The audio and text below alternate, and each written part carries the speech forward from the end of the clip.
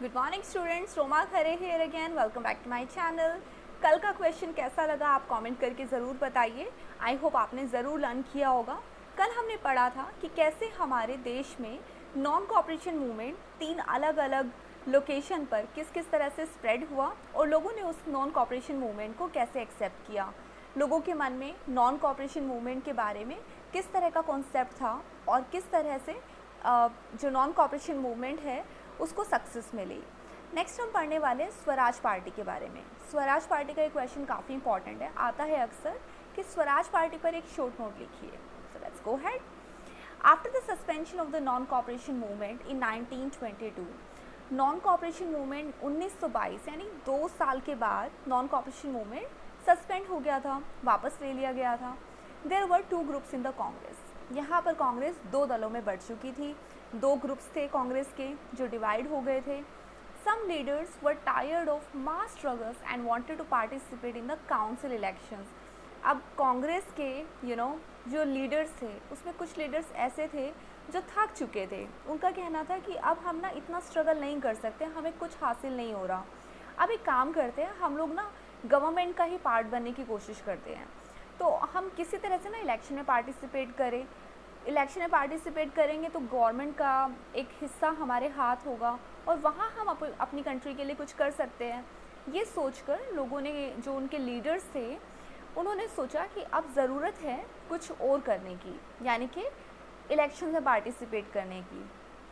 They were of the opinion that the British policies should be opposed within the councils.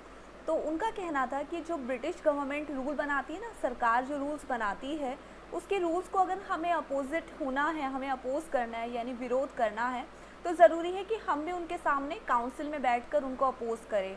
हम बाहर जाके protest करके किसी भी तरह से हासिल नहीं कर पा रहे हैं। हम अंग्रेज़ों को यानी ब्रिटिशर्स को की जो पॉलिसीज़ हैं उनको किसी भी तरह से रोक नहीं पा रहे हैं। तो क्या किया जाए, क्यों ना हम गवर्नमेंट के अंदर पार्टिसिपेट करें। तो ये उनका मानना था। They should ask for more reforms and demonstrate that these councils were not truly democratic. तो उनका कहना था कि हम जब पार्टिसिपेट करेंगे गवर्नमेंट के अंदर तो हम यहाँ पर ना रिफॉर्म्स की डिमांड करेंगे। रिफॉर्म्स का मतलब होता है परिवर्तन, है ना, परिवर्तन की डिमांड करेंगे। एंड डेमोन्स्ट्रेट, और हम ये दिखा देंगे, डेमोन्स्ट्रेट कर देंगे मतलब शो कर देंगे, ये प्रूव कर देंगे that these council were not truly democratic, कि जो ब्रिटिश गवर्नमेंट है वो डेमोक्रेटिक नहीं है, बिल्कुल भी डेमोक्रेटिक नहीं है। अब ये लीडर्स कौन कौन थे? These leaders were C R. Das and Motilal Nehru who form Swaraj party for fighting elections and to return to council politics. तो बहुत इंपॉर्टेंट पार्ट है। ये जो दोनों लीडर्स थे इनका नाम अक्सर आता है कि स्वराज पार्टी के नेता कौन थे। So you should know Swaraj party के जो लीडर्स हैं उनके नाम हैं CR. Das and Motilal Nehru. Who form Swaraj party, इन्होंने ही स्वराज पार्टी को फॉर्म किया। फॉर फाइटिंग इलेक्शंस, क्यों किया? ताकि इलेक्शंस को फाइट कर सके, उसमें पार्टिसिपेट कर सके। And to return to council politics, और ये किसी तरह से भी ना काउंसिल के जो पॉलिटिक्स हैं उसके अंदर पार्टिसिपेट कर सके। तो ये इनका मेन मोटिव था।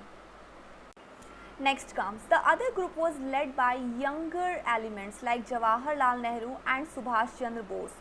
तो इसके साथ ही हम कह सकते हैं स्वराज पार्टी का एक और ग्रुप भी था जिसमें यंगस्टर्स थे, जैसे कि Jawaharlal Nehru, Subhash Chandra Bose, who were in favor of more radical mass agitation and for full independence.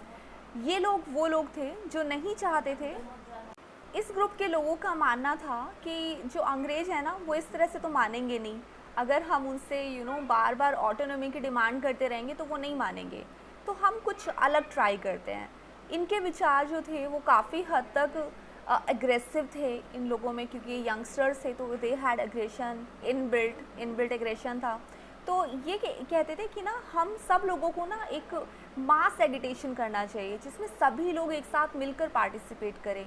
मास का मतलब है यहाँ पर कि बहुत सारे लोग मिलकर एक साथ पार्टिसिपेट करें। किसके लिए पार्टिसिपेट करें? For full independence. यहाँ पर हम डिमांड करेंगे फुल इंडिपेंडेंस, जिसका मतलब है पूर्ण स्वराज, यानी हम यहाँ पर ना कॉम्प्रोमाइज़ नहीं करेंगे। हम अंग्रेजों से डिमांड करेंगे कि हमारी कंट्री को पूरी तरह से फ्री कर दिया जाए। इसके बाद हुआ क्या? However, the Swarajists were allowed to fight elections. तो finally इनको एक परमिशन मिल गई इलेक्शंस फाइट करने की. They succeeded only to some extent, लेकिन बहुत ज़्यादा ये सक्सेसफुल नहीं रह पाए. इन 1923, यानी कि ये 1922 में 1922 में जब इसकी स्थापना हुई थी, 1923 के अंदर इनको थोड़ी सी स्वायत्ता मिल गई कि हाँ ये इलेक्शन से पार्टिसिपेट कर सकते हैं, लेकिन पूरी तरह से ये सक्सेसफुल नहीं हो पाए. ऐसा क्यों हुआ? 1926 में जब C.R. दास, जो कि इसके मेन फाउंडर थे, उनकी डेथ के बाद इस स्वराज पार्टी को काफ़ी हद तक सक्सेस मिलना बंद हो गई थी. तो ये था आज का क्वेश्चन. आप इस क्वेश्चन को प्रिपेयर कीजिए, लर्न कीजिए.